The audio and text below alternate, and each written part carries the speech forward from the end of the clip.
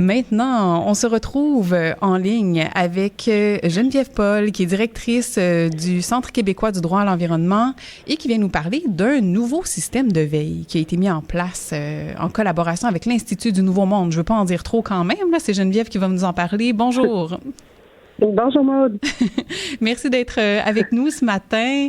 Donc là, c'est un nouveau projet qui garde un œil sur les lois et règlements qui pourraient avoir un impact sur l'environnement notamment. C'est quoi concrètement ce nouvel outil que vous venez de lancer en collaboration avec l'INM, l'Institut du Nouveau Monde? Oui. Alors, très concrètement, là, c'est un outil qu'on appelle, nous, une veille législative et réglementaire qui prend la forme très concrète d'un courriel qui arrive dans la boîte des personnes qui s'inscrivent pour suivre la veille. Puis nous, dans ce courriel-là, on répertorie, dans le fond, de manière claire, visuelle, les projets de loi puis les règlements au Québec qui peuvent avoir une incidence sur l'exercice de nos droits par rapport à la vie démocratique puis l'environnement, la protection de l'environnement. Donc, on vient vraiment unir les forces des deux organisations. On est deux organisations non lucratives, indépendantes, non partisanes. L'INM met l'emphase, l'accent sur la participation citoyenne à la vie démocratique. Le CQDA, bien sûr, sur la protection de l'environnement, donc par le droit. Donc, on unit nos forces, puis on vient proposer à la population un outil pour surveiller, pour qu'ils puissent surveiller les textes des projets de loi, pour avoir un aperçu clair de, ça parle de quoi, ce projet de loi-là, à peu près, c'est quoi les enjeux, les dates de consultation publique, on en est où, c'est quel député qui porte ce projet de loi-là, quelle commission qui va l'étudier. Donc, grosso modo, là, c'est ça qui se retrouve dans la veille pour rendre le processus législatif plus transparent et accessible.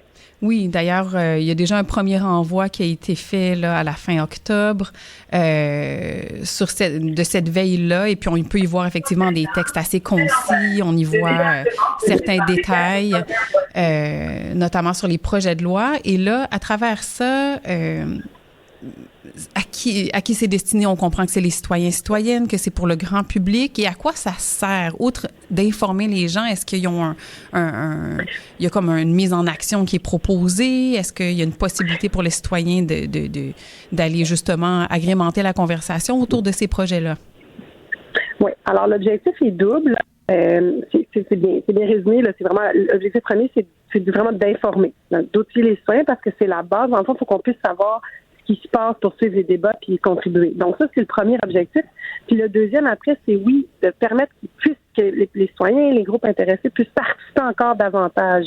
Parce qu'on le sait, puis c'est parti de ce constat-là, là, ce projet-là, on le sait que c'est complexe. Là. Il y a quelques années, même l'Assemblée nationale avait fait une consultation. Il avait choisi au hasard 44 citoyens au Québec avec une représentativité là, socio-démographique puis géographique. Ça avait donné la table citoyenne. Puis les constats sont assez frappants, puis on en partage une grande partie, c'est parce qu'on l'entend des citoyens, c'est que pour le citoyen, c'est compliqué de comprendre les débats à l'Assemblée législative, à l'Assemblée nationale, les mécanismes, là, les mots étaient assez forts. Là, c'est complexe, c'est bureaucratique, c'est même intimidant. Donc, pour répondre à ça, bon, on a cet objectif-là d'outiller, mais aussi de donner des informations sur justement, est-ce que c'est possible pour le citoyen de participer? Comment il va avoir ces informations-là? Dans certains processus, c'est plus large. Il y a une consultation plus large comme là, le Québec a proposé un projet de constitution. Donc là, ça va être ouvert à un plus grand nombre de personnes qu'à l'habitude. Donc, ça va dépendre évidemment des projets de loi, mais l'idée, c'est vraiment d'abord d'outiller parce que on se rend compte aussi que ça va très vite, en fait. Hein? Les lois sont adoptées à un rythme assez effréné, je dirais. Oui, c'est ça. Les consultations, ça va vite. C'est un rythme rapide. Donc, face à ça, puis face aussi au fait qu'on propose souvent à selon ce qu'on voit là au Québec là, dans les dernières années, des projets de loi qu'on appelle omnibus. Ça, c'est des projets de loi où on modifie plusieurs lois à la fois. Et ça, c'est encore plus difficile pour le citoyen et la citoyenne de s'y retrouver là-dedans. Donc, nous, avec notre veille, on espère aussi pouvoir alerter puis les citoyens en disant, dans ce projet de loi omnibus-là, il y a tels enjeux qui sont touchés, donc peut-être ça va vous intéresser. Donc, grosso modo, là, ça va servir à ça. Donc, espérons que ça va servir à pouvoir davantage comprendre ce qui se passe à l'Assemblée nationale, mais aussi pour que la population ait encore plus son mot à dire, pour qu'ils puissent interpeller leurs députés par rapport à X ou X projets de loi qui les interpellent particulièrement. Assurément, oui, ça va toujours très vite et on a comme l'impression qu'il faut être des initiés pour comprendre puis arriver à suivre le fil de l'histoire qui est assez, qui est pas banal là, pour le commun des mortels, je dirais. Qu'est-ce qui vous a donné l'idée de collaborer à ce développement de veille avec l'INM? Ben, en fait, pour peut-être rebondir, comme tu l'as dit, c'est qu'en fait, c'est pas banal. C'est vraiment important. Les projets de loi, les règlements, ça peut avoir une incidence directe sur l'exercice de nos droits. Mais de l'autre côté, c'est compliqué à comprendre. Puis là, ce constat-là est quand même partagé. Donc c'est ça qui nous a donné l'idée. Dans le fond, c'est vraiment de dire, ben, on connaissait ces constats-là. Puis là, en plus, face à certaines tendances là, qui se dégagent, comme justement la proposition de projet de loi Omnibus, un rythme qui va vite. On s'est dit, bon, il y a aussi un contexte plus général, je dirais, d'effritement, en fait, là, on recule là, au niveau, en tout cas, sur le plan juridique, au niveau de la protection de l'environnement, on recule. Le contexte, disons, géopolitique mondial aussi, là, en est un d'érosion là, de la démocratie. Donc, dans ce contexte-là, on s'est dit, ben, c'est d'autant plus important d'outiller puis de donner d'offrir cette possibilité-là là, d'un outil de veille. Puis je dirais que je pense qu'on répond encore plus à un besoin qu'on pensait parce que juste après la première veille, là, il y a eu plus de 600 inscriptions à la veille en quelques jours seulement. Vraiment d'un public varié, là, de différents horizons, des groupes de défense des droits, des groupes en environnement, des fonctionnaires, des journalistes, des universitaires, des syndicats, des organismes professionnels en droit et autres.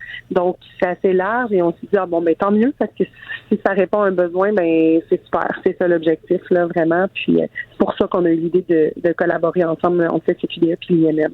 Et qu'est-ce que vous espérez qu'un outil tel que celui-ci apporte? Là, pour les citoyens, on comprend que ça leur permet de mieux comprendre, de mieux suivre le fil aussi des projets de loi et de réglementation, peut-être des possibilités d'agir aussi plus accessibles. Mais pour les paliers gouvernementaux, est-ce que vous pensez qu'ils vont se sentir davantage surveillés, que ça pourrait changer éventuellement ou influencer leur manière de faire?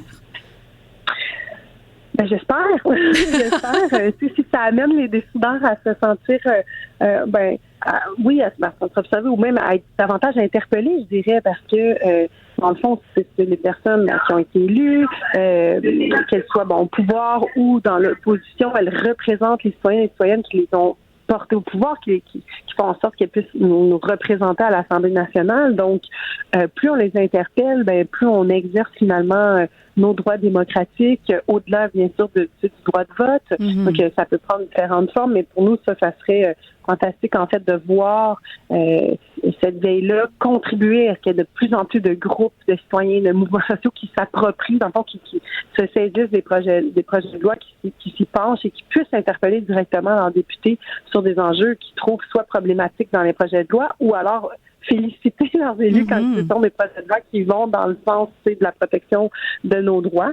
Donc, ultimement, ça serait vraiment l'objectif. En plus, je dirais si on a des retours après la période pilote de ce projet-là, où on voit que les citoyens se sentent davantage légitimes, capables d'intervenir, là, ça serait super. On aurait, je pense, atteint nos objectifs. Oui, définitivement. Donc, j'ai bien hâte de voir un peu les suites de ce projet-là. Déjà, je suis très heureuse d'entendre qu'il y a un engouement. J'en profite pour mentionner que c'est possible de s'inscrire donc à cette veille démocratie et environnement, notamment sur le site du CQDE à cqde.org. Exact. Tout en bas de la page d'accueil, vous allez voir, il y a un lien direct pour vous inscrire à la veille.